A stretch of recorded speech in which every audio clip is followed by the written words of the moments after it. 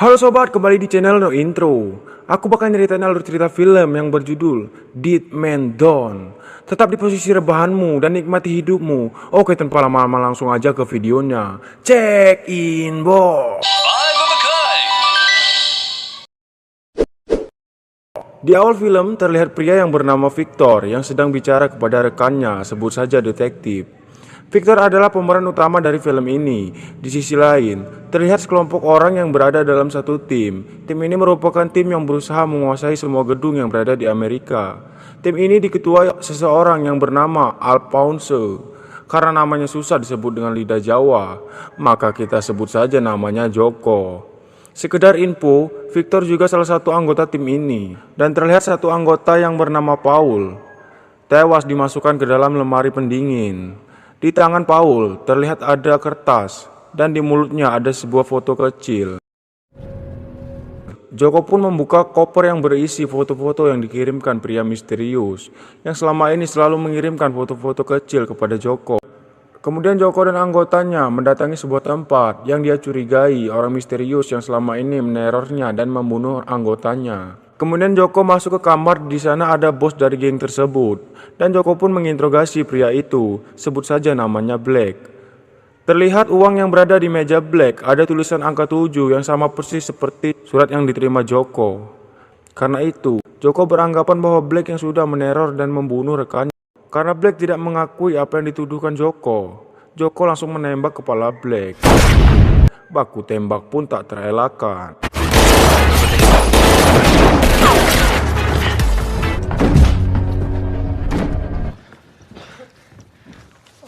Di sisi film terlihat seorang wanita yang sepertinya baru selesai operasi. Kebetulan apartemennya di depan apartemen Victor. Wanita itu bernama Beatrice.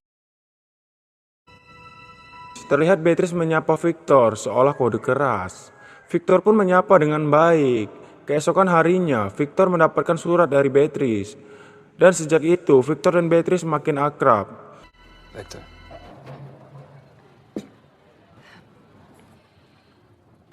Setelah pulang dari ngedate, Beatrice mengajak Victor berhenti di suatu tempat. Dan ternyata, selama ini Beatrice mengawasi Victor dan juga melihat Victor membunuh seseorang di apartemennya. Beatrice pun mengancam Victor dan akan melaporkannya ke polisi. Dan ternyata, Beatrice meminta Victor untuk membunuh pria yang terlihat di jendela. Pria tersebut adalah orang yang menabrak Beatrice, yang membuat wajahnya cacat.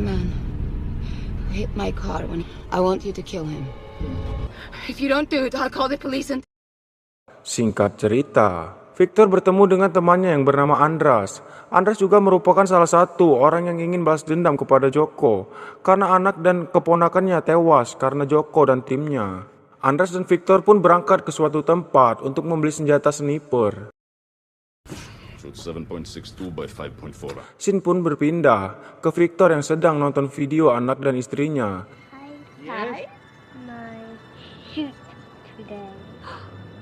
Setelah itu, terlihat Victor mengawasi sekelompok pria botak.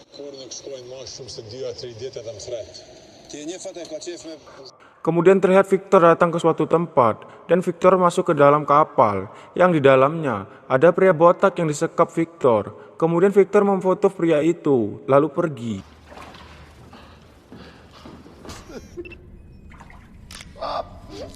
Terdengar Joko sedang berbicara dengan seseorang yang ternyata handphone Joko disadap Victor. Joko janjian sama seseorang untuk bertemu di sebuah kafe.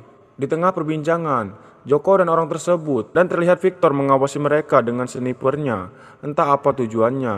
Rekan Joko pun menerima foto dan kertas yang sama seperti Joko.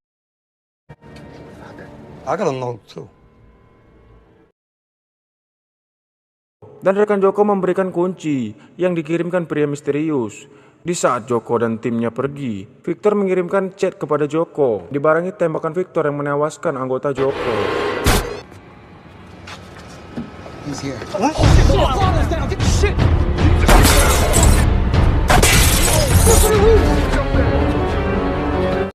Victor menjatuhkan anggota Joko dari lantai 5 dan juga menembak anggota Joko lainnya.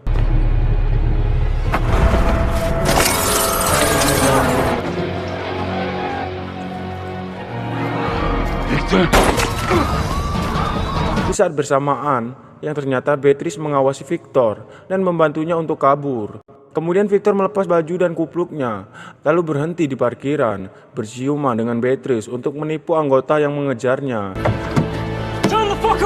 Joko dan anggota lainnya, termasuk detektif, tidak curiga sama sekali bahwa dalang dari semuanya yaitu Victor. Kemudian Joko dan anggota lainnya membuka tempat surat yang kuncinya diberikan oleh rekannya di kafe tadi. Karena Joko curiga di dalam kotak itu adalah bom, Joko menyuruh anak buahnya membuka kotak itu menggunakan payung. Dan ternyata isi kotak itu semacam kotak musik yang bersuara seperti anak Victor, seperti yang kita lihat di scene sebelumnya.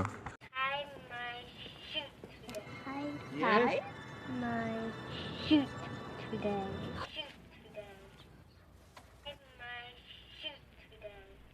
Scene berpindah dengan kedatangan Beatrice ke apartemen Victor untuk memberikan senjata Victor. Lalu Beatrice pun bertanya, sebenarnya siapa Victor? Karena Victor mulai percaya dengan Beatrice, Victor menceritakan semuanya. Nama asli Victor adalah Lazio Carrick. Beberapa tahun yang lalu, anak Victor tewas karena Joko dan anggotanya. Dan Joko mengirimkan kru dari Albany, orang-orang botak yang kita lihat di scene sebelumnya. Joko mengirim kru dari Albany untuk membunuh istri dan juga Victor. They sent a crew of Albanians after us, and they killed my wife, and they should have made sure of it.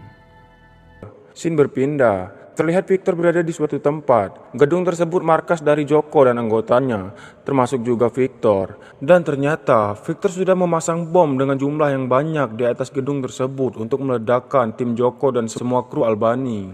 Kemudian dilihatkan Victor sedang berteleponan dengan Andras. Bahwasannya, remote control yang berada di markas Joko tidak bisa meledak jika Victor terlalu jauh dari gedung tersebut. Dengan garis bawah, Victor pun harus berada di dalam gedung itu, yang jelas akan meledakkan tim Joko, kru Albany, dan juga dirinya. Namun Victor tidak takut dengan resiko yang dia ambil, dan tetap melanjutkan rencananya untuk membalaskan dendamnya. Meskipun dirinya juga harus tewas. Singkat cerita, kurir paket sedang mengirimkan paketnya kepada kru Albany, dan ini adalah bosnya yang bernama Ilir. Ilir adalah saudara dari orang yang disekap di dalam kapal, seperti yang kita lihat di scene sebelumnya. Dan terlihat Ilir sangat sedih melihat foto saudaranya yang dikirimkan Victor.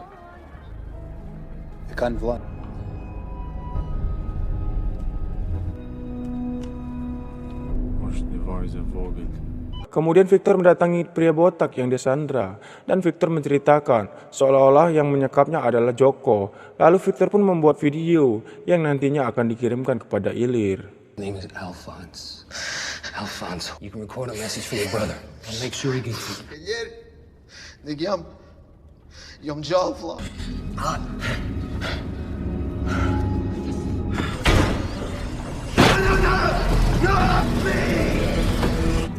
Victor meminta bantuan Beatrice untuk mengirimkan memori rekaman ke Ilir. You send it for me? Malam harinya Victor mengajak Beatrice ke suatu tempat yang ternyata tujuan Victor untuk menghabisi pria yang menabrak Beatrice.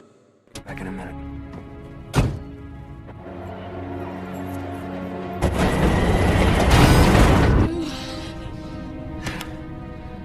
Di sisi lain, terlihat Joko ketar-ketir ketika dia tahu bahwa ayah dari anak yang dia bunuh ternyata masih hidup.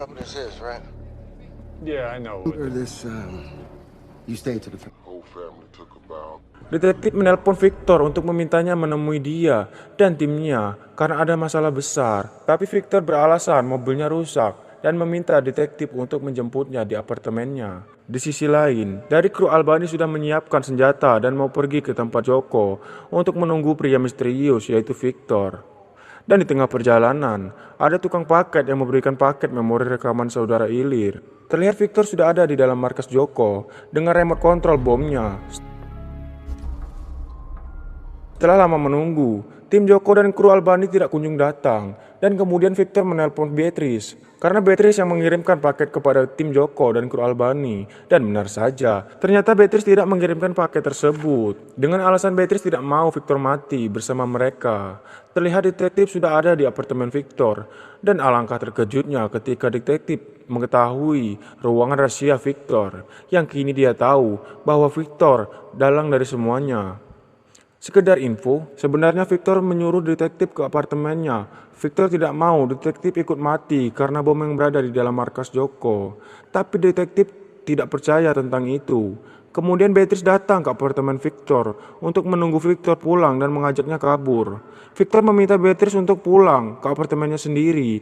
Namun sayang, detektif berhasil menangkap dan membawa Beatrice ke tempat Joko. Mendengar itu, Victor langsung bergegas menyusul Beatrice. Detektif dan Beatrice sudah di tempat Joko. Detektif pun menceritakan bahwa Victor adalah Lazio Kerik, ayah dari anak yang dia bunuh beberapa tahun yang lalu. Dan di saat Joko ingin membunuh Patrick, tiba-tiba...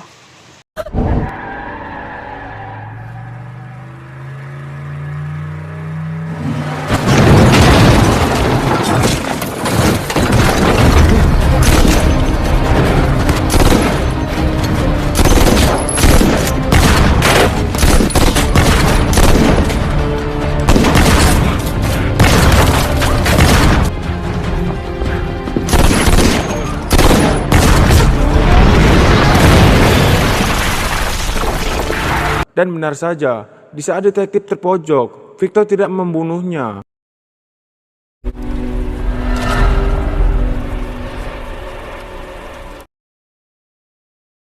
Di saat ada kesempatan, Beatrice membawa memori ke dalam ruang pakaian milik Joko.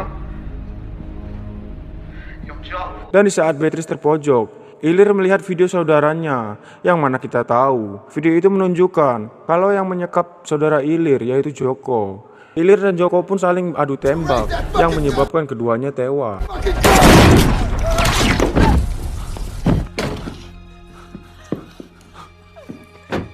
Dan film pun tamat. Nah itu dia sobat, alur cerita film dari Dead Man Don't. Gimana menurut kalian tentang film ini? Komen di bawah ya sobat.